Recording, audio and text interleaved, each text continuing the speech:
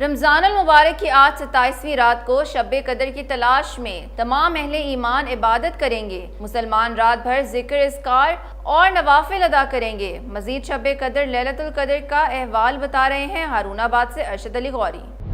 إنا أنزلناه في ليلة القدر۔ رمضان المبارک اختتام کی جانب گامزن ہے۔ 27 رمضان المبارک کی رات آخری عشرے کی طاق راتوں میں سے ایک ہے۔ بعض روایات کے مطابق یہی رات لیلۃ القدر ہے۔ یہ رات نزول قرآن کی رات ہے۔ اس ایک رات کی عبادت 1000 مہینوں کی عبادت سے افضل ہے۔ یہ رات طلوع آفتاب تک سلامتی ہے۔ فرزندان اسلام رات بھر مساجد میں اللہ تعالیٰ کے حضور سجدہ ریز ہو کر نوافل اور قرآن پاک کی تلاوت و دیگر عبادات میں مصروف رہتے ہیں اور رب العزت سے اپنے گناہوں کی معافی اور ملک کی سلامتی و استحکام کی دعائیں مانگتے ہیں۔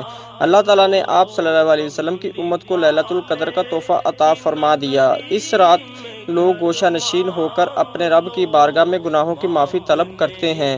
رمضان المبارک اور لیلۃ القدر میں عبادات رعایت کرنے والوں کو اللہ تعالیٰ کا خاص قرب، بزرگی اور عزت حاصل ہو جاتی ہے۔ بد نصیب ہے وہ شخص جس کی زندگی میں لیلۃ القدر کی راتیں آئیں اور وہ اپنے رب کو راضی نہ کر سکا۔ کیمرہ ٹیم کے ساتھ ارشد علی غوری، ہارون آباد۔